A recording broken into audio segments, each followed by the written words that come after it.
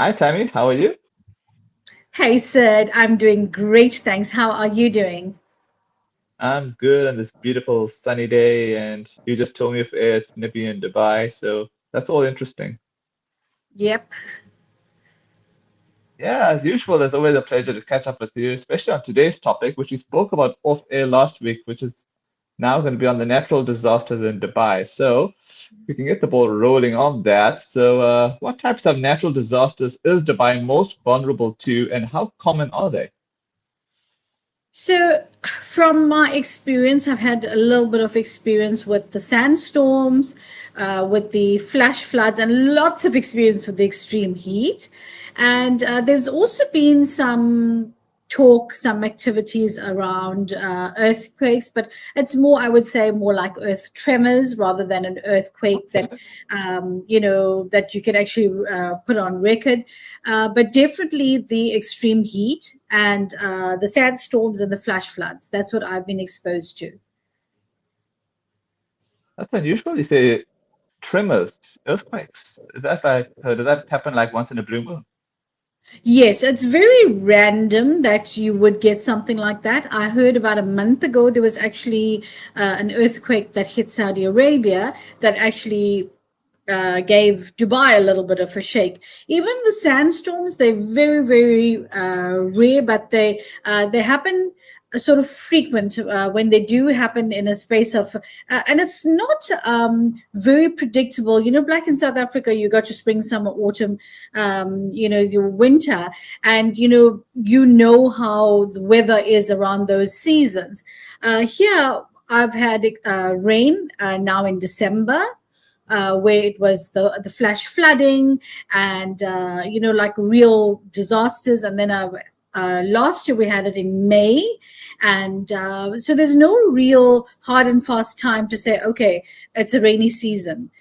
That's what I found here in Dubai. Yeah, that's really interesting. How does Dubai prepare for rare events like heavy rainfall, flooding, or sandstorms?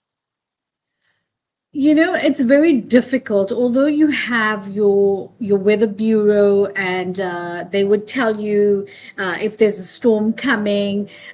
Most of the times they would tell you that there's a storm coming, and it never does. I've been from May last year to now. It was 19 months space where we had nothing, and in that space there was alerts to say, cloudy weather, expect rain, but we never had anything. So not for 19 months. What you would get, how they would prepare is on your mobile phone, you'll actually get this vibration and like a beeping. And I found it very weird. And I thought, I don't have my phone on vibration. What is this? And when I pick up the phone, it's a message alert that comes up on your screen vibrating. Warning you, alerting you that there's heavy rains or there's a sandstorm coming. And what generally happens, why they actually put that out, is to notify the people either leave early, go back home safely. And if it does rain, there's a mandate that's out where everybody, there's no school and everybody can work from home. So those are the type of, that's how they actually notify the people. But preparation, no real preparation, I would say. Even when it came, when we had the storms 3 weeks ago, the flood management, it was a lot better than last year, I must say, where the drainage and the pumping stations and things, they got on board very quickly. But they're not very kit up for the extreme weather conditions, for the drainage system. Most of the buildings now have, I don't know what you really call it, but it's some sort of like seismic engineering or seismic engineering that caters for the earthquakes and the earth tremors. But it's nothing that is like a major have to have. So they are coming around a lot in terms of kitting themselves up for natural disasters, where they have like your emergency response, the police services, the civil defense. Everybody's on guard, I would say, ready, and your medical services, to prepare for anything that's out of the ordinary. All right. I have a comment question for you here regarding on what you just mentioned. This is from Mhm. Jitin Rishik. Hi, Tammy. Due to climatic changes, flash floods happened, yet they were not ready because no drainage system is in place. It's actually a two-part comment here. The next part is, will the buildings in Dubai survive an earthquake? Thank you for the question, Jiten Rishika. I would say no. If it's something quite major, I would definitely say no, that the buildings are not kit up for an earthquake. And also understand, I don't know if it's common knowledge, but the buildings here in Dubai have a 50-year lifespan because of the Oh, extreme heat. The buildings, after 50 years, they look at the condition of the building. Sometimes it's even earlier, between 40 45 years. So there's a area in Dubai called Al Barsha, and back in the day, my hubby used to live in one of those apartment buildings there. And we went out there about 2 or 3 months back. And the three buildings, the one on the corner and the two adjacent to it, were actually cordoned off because the three of them actually had gas explosion, a fire that got into the building or was in the building, and it caused some major damages. So they look at the buildings, the lifespan of the buildings, and by 40 45 50 years, they tear the whole building down, and they either put up a new apartment building, or they put up a medical building, or something else. So that's what I have noticed very common here. I've been in Dubai in 2008, and the apartment building that I lived in back in the day, I thought, oh, it was in old Dubai. Let me go and have a look. We took a drive there, and the building was not there. It was, I lived in a hotel apartment.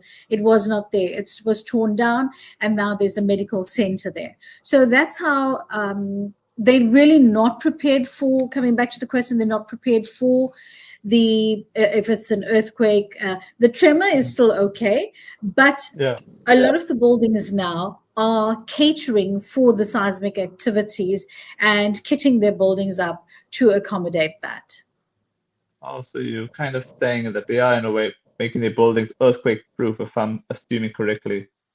Yes, and also when it comes to, remember, they never had rains here, so they could not prepare for the rains. The rains that happened last year, like in my apartment building now, you got the ground floor level where you enter. You go 3 floors down, you've got parking, and you got 3 floors up, and you've got parking. So the basement parking, the very lower level, a lot of the buildings in Dubai were actually flooded because of no drainage. So they have these large tankers that come in and actually pump the water out. So that's what they do. But obviously, going forward now, the new buildings that are coming up, they're catering for the drainage system, for the seepage, and for the gutters, etc. More of those, especially in the lower floors of the building. All right. How effective is Dubai's infrastructure in handling extreme weather compared to other major cities? I would say when it comes to the extreme heat, it handles it very well. We have some very huge power stations here that have they have the generators for the ACs, and it can kit up an entire apartment building. So they for the extreme heat, they're pretty well on track with that. When it comes to the heavy rains and flooding, they're very poorly prepared, or I wouldn't say they're not prepared, I would say. And according to, like if you look at South Africa, the drainage that we have, the gutters, etc., they don't have that here. So you find a lot of, on the roadside after it rains, you find a lot of puddles, you find flooding on the roads. The storm water system doesn't actually cater very well for the excessive water.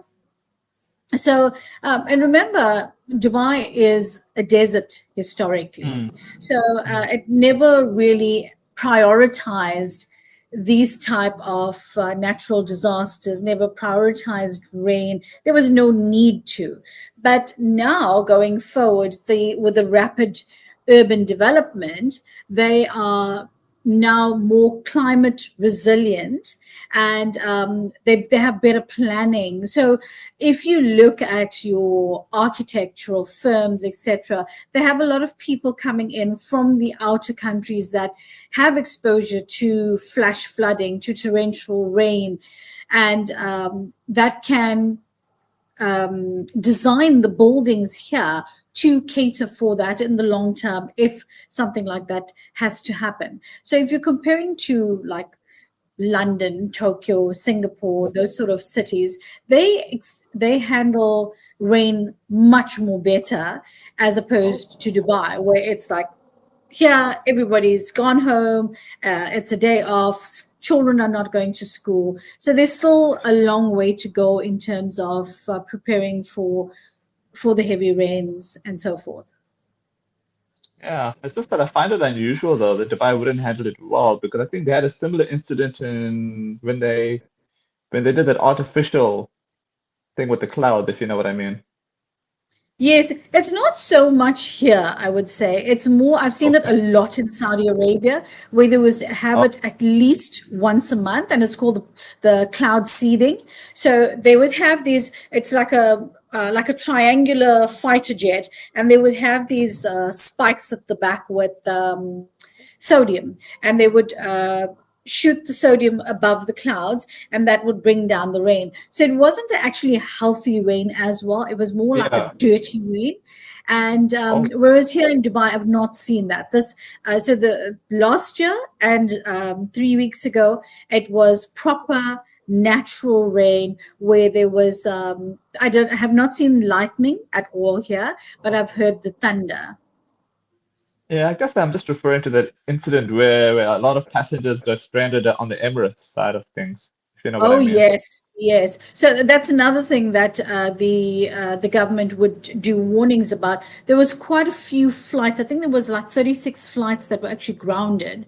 Where Mm. if you look at the TikTok videos and the YouTube videos, I've actually seen a video where the Emirates flight was coming down to land, and it took off again because the runway was so flooded it could not actually land. So the cost around the flights especially is quite substantial, which you don't cater for these things. So I had even the airport now. So I don't know if you know, but there's a new airport being built, much larger, was Okay. actually built already. There's a much larger airport that's being built, and I think that one's obviously got a little bit more better infrastructure when it comes to drainage along the runway and so forth. All right. What role does technology and early warning systems play in disaster preparedness in Dubai? So, with the advanced technologies, with the weather forecast, they have early issue warning. I told you about the cell phone that they do. They Yeah. give out to everybody with the UAE number would get that alert, and the authorities are very quick. And the resident, to notify the residents to prepare and respond very quickly as well. But these systems, they reduce the risk, but they can't really prevent it. Natural disasters, it's God's doing. There's as much as you can be prepared, you're not prepared. So the infrastructure is overwhelmed when it comes to certain natural disasters, and I would say they still have a long way to go. Okay. Um, how do residents, schools, and businesses respond during extreme weather events? So, residents are normally warned to stay indoors, avoid the roads as much as possible, avoid travel. You need to basically follow all the alerts on the phone. That what's nice is it's a blanket or umbrella warning that comes to everybody's phone to alert you, stay at home, follow the official alerts, work remotely. Here, no matter, I think only the hospitality really would be at work. But other than that, there's warnings that you work remotely, and they advise on further developments, etc. Children are definitely not allowed to go to school. They have the online system where you can have your online lectures, your online classes. Schools will, and they are kit up for the temporary online syllabus. So sometimes, I mean, we had like 3 days of rain. So this, luckily here the schools were off. But if it wasn't school holidays, the school would probably be on online lectures and classes for the entire week. So businesses, they reduce hours, catering for, because everybody, people tend not to use their cars because of the flooding. So then the metro stations are extremely busy. Your Ubers, your taxis, the trams, those things are like overpopulated during those times. So the companies are alerted to give the staff sort of like what would I say, like an understanding to say you can either work from home, you can come in late. They would reduce the working hours, etc. That's what they do. Okay, that's really fascinating. Finally, what lessons has Dubai learned from recent climate-related events, and how is the city adapting for the future? Well, I would say that with the rare extreme conditions, they're now shifting to a more proactive planning than rather reactive. And as I mentioned, there's a whole lot of buildings around where they're looking at kitting the buildings up to withstand the harsh weather. What I've also noticed is the last time I mentioned about the extreme heat, where you, even if somebody's got furniture on the balcony, like your patio furniture, it's, they have the fake rattan, which is not your bamboo but your plastic. So if your furniture is sitting out in the sun for 8 months, be cautious. Test it out first before you can go and plonk yourself on there, because I've heard of and I've seen videos where people actually go and sit on there and the whole thing caves in. It happened to me where I've got a patio swing, and I sat on there and the stitches gave up. So with the extreme conditions, be cautious that, and coming back to the question, they have more covered balconies, or more like the angle of the balconies are different to sort of block out the harsh sun as much as possible. They have deeper balconies, and it will take a long time before they can actually be fully kit up to handle the extreme climate change, not just the routine desert conditions. So the key adaptations would be to have flood preparedness, with the drainage, expanding the task force when it comes to this, the climate resilience planning, the urban design building codes, as opposed to or actually mimic what happens with the likes of London, Malaysia, Singapore, those type of countries that have already adapted to these things. Look at those type of ways and mimic that here. Better forecasting responses, more accurate, I would say, responses. As I said before, is you'd get a warning, but there might not be rain. So get more of a early warning system. And what I've seen, I don't know if you follow my feeds on Instagram and on TikTok, but what I've seen a lot recently, especially in the evening, is a lot of drones in the night sky. So you can see it very clearly. It looks like it's four like four hub lights, or four big massive lights that are flashing all the time. And I've noticed a lot on my evening walks, I've noticed a lot of that in the evening. So I'm not sure what they're looking at, but I would say it's probably to gauge the weather, to have a better forecasting and a better response. They also send up these, it's not drones, but it's like a skyrocket where they send it up into space. And I don't know how accurate that is, but in definitely trying to plan for long-term climate focus and paying more attention to the climate change and the overall impacts on the different industries, the different sectors, the different areas of Dubai, which needs more shaping, more policies, procedures in place to kit up for that, and also notifying the investors accordingly. So in essence, I would say Dubai is moving from planning for the dry desert climate to preparing for the more wider extremities of natural disasters like the flash floods, etc. Yeah, I guess as long as they're making that transition, that's the main thing, because you do get certain countries that just don't do anything. But I won't mention their names. That's true, yeah.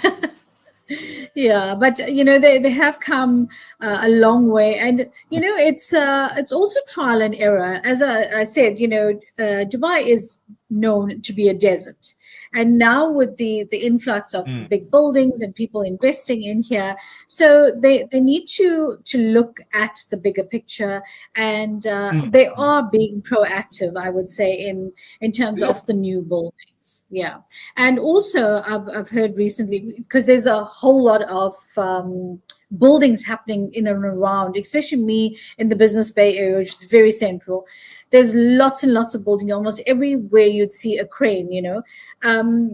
They have a mandate that all buildings in certain areas needs to be completed before 2027. So therefore, they're trying to do as much and complete as much as the buildings as possible. All right. As usual, always a pleasure to catch up with you and look forward to the next one next week. Yes, absolutely. And to all the lovely listeners and viewers out there, I wish you all a fabulous 2026. Please stay safe, and love and light to all.